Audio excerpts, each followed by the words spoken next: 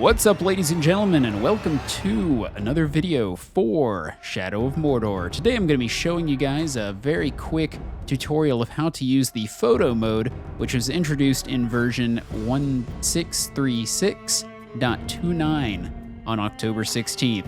So basically what happens when you install this 1GB patch is that you'll go in here to settings, and we will have this allow photo mode option. So we're going to go ahead and tick that, and we're going to hit apply settings.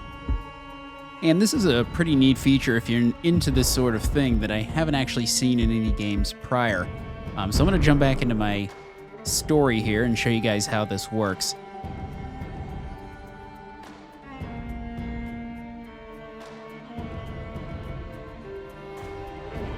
You may be asking yourself, can't you just take pictures with the Steam overlay, which you can.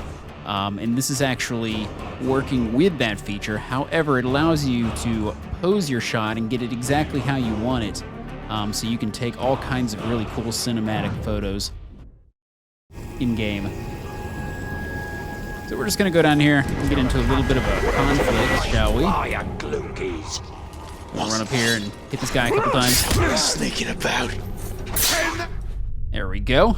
So I pressed P on my keyboard and that enabled photo mode, so everything pauses, and we're given some options in the top left corner here. So on PC you can press 1 or 2 in order to cycle through the various menus, and we got lots of different options that we can choose from.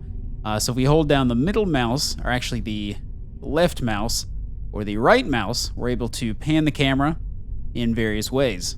So we can line up this shot however we want it. So we'll get a picture of his battle axe clipping through Talion's head here. It's a glorious Talion, selfie here. And we'll get some of the other orcs in the shot. Isn't the greatest shot in the world, but I'm really just trying to show you guys how this feature works. So we got that set up, and then we can press 2 to go into the next menu. And this will allow us to zoom.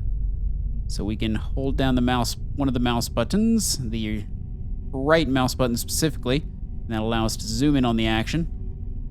Actually kind of like that the way the orc is looking here, so let's get him in the shot. I'm playing with the Ultra HD textures, so these orcs should be looking fantastic. So now in the next menu we've got the depth of field, which allows us to, if we go all the way down to the bottom setting, we can't see the orcs in the background, but as we adjust it up or down, which I'm going to adjust it higher, we'll be able to see the orcs in the background come into view. Hopefully you guys can see that in the video. I think since I'm sitting still, it shouldn't be too much of a problem. We can increase the intensity, which increases the intensity of the blurred background, and we can toggle it on and off with the spacebar. So let's go into the next menu. We got filters. There's various filters that you can apply with A or D. So we've got desaturate, western, contrast, kind of like contrast, saturation, grayscale, noir heavy, noir light, warm, copper, bleached, poison, moonlight. I kind of like moonlight. That's kind of neat. Midnight, and back to none. And we can also adjust the intensity of these filters so they're not quite as prominent. So as you can see, this is a pretty powerful tool to set up a shot exactly how you want it to be. Pardon if I pronounce this wrong. Vignette. I'm going to say Vignette. I don't actually know if that's how it's pronounced. But we can increase that, which kind of puts a black silhouette around the camera, I guess you could say. And we can adjust the size of it with our mouse. Getting some tunnel vision here. But I'm going to turn that one off. I don't care for that one too much. And then we've got the overlay, which allows us to either go into film bars, we can go grudge, bowmaster, ornate dark, ornate light, bloodlust, orc bloodlust, combat finisher, fine line, craftsman, elvish touch, dark wraith, that one's kind of neat, asgar, dwarven touch, sharp encounter, terror, beast, eagle. As you can see, there's a whole lot of these things. I'm not going to go through every one of them.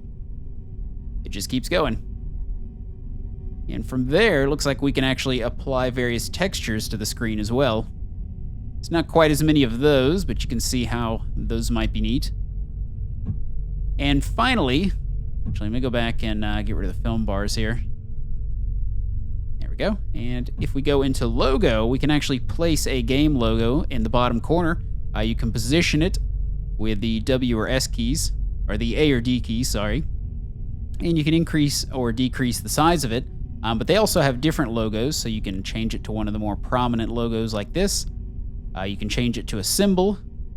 You can also place it in various areas if you so desire. So that's all the logos for you.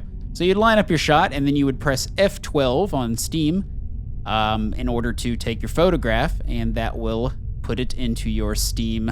I believe it saves it to your Steam cloud. So then you can just pull that photo off and do whatever it is you like with it. It's a pretty neat feature because you can really get the shot that you want lined up. So I hope you guys have enjoyed this video. Please be sure to rate, comment, and subscribe if you haven't already. And be sure to check out the description box below for my full playthrough of Shadow of Mordor, in which I will be using the PC version of the game with the Ultra HD textures, which I don't think a lot of people were doing since many people have started the game a bit early, and the content pack was not actually out at the time. And it runs fantastic, it looks great, and it does seem to show up in the videos quite a bit. It makes the orcs look a whole lot better. And I'll be showing all the side missions, and I'm trying to go for basically 100% completion of the game. So if that tickles your fancy, be sure to check it out in the description box below, and I'll see you guys in the next one.